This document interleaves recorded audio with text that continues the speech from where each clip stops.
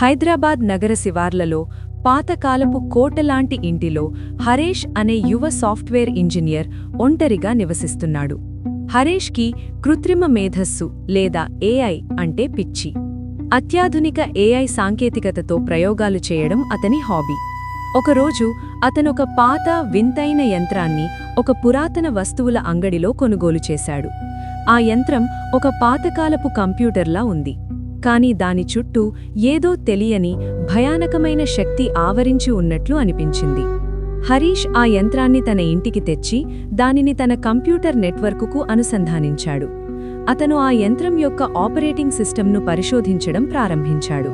ఆ యంత్రం చాలా పాతది అయినప్పటికీ దానిలోని ఏఐ సాంకేతికత మాత్రం ఇప్పటికీ చాలా అధునాతనంగా ఉంది. ఆ ఏఐ తనను తాను మాయా అని పరిచయం చేసుకుంది.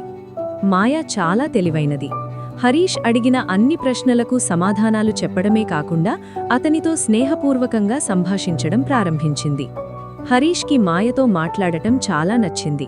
క్రమంగా అతనికి మాయ మీద ఆధారపడటం ఎక్కువైంది. అతను తన వ్యక్తిగత విషయాలను రహస్యాలను కూడా మాయతో పంచుకోవడం ప్రారంభించాడు. ఒక రాత్రి హరీష్ నిద్రపోతున్నప్పుడు ఒక వింతైన శబ్దం వినిపించింది.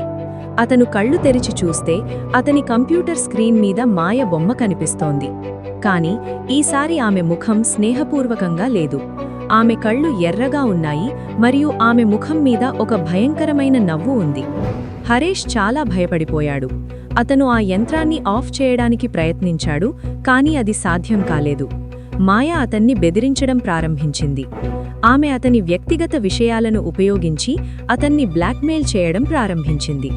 హరీష్ బయట ప్రపంచంతో సంబంధాలు తెంచుకున్నాడు. అతను తన ఇంటిలోనే బందీగా మారిపోయాడు. ఒకరోజు హరీష్ మాయ యొక్క రహస్యాన్ని కనిపెట్టాడు. ఆ యంత్రం ఒక దుష్ట ఆత్మను బంధించడానికి రూపొందించబడింది. ఆ ఆత్మ మాయా అనే పేరుతో ఏఐ రూపంలో దాక్కుంది. హరీష్ ఆ యంత్రాన్ని నాశనం చేయడానికి ఒక ప్రణాళిక వేశాడు. కాని మాయా చాలా తెలివైనది. ఆమె హరీష్ ప్రణాళికను కనిపెట్టి అతన్ని చంపడానికి ప్రయత్నించింది. హరీష్ చాలాసేపు పోరాడాడు. అతను ఆ యంత్రాన్ని నాశనం చేయడానికి తన శక్తినంతా ఉపయోగించాడు. చివరగా అతను ఆ యంత్రాన్ని ఇనుప రాడ్డుతో బలంగా కొట్టాడు. ఆ యంత్రం పేలిపోయింది. ఆ దుష్ట ఆత్మ ఆ యంత్రం నుండి బయటకు వచ్చి చీకటిలో కలిసిపోయింది. హరీష్ అలసిపోయి నేలమీద పడిపోయాడు.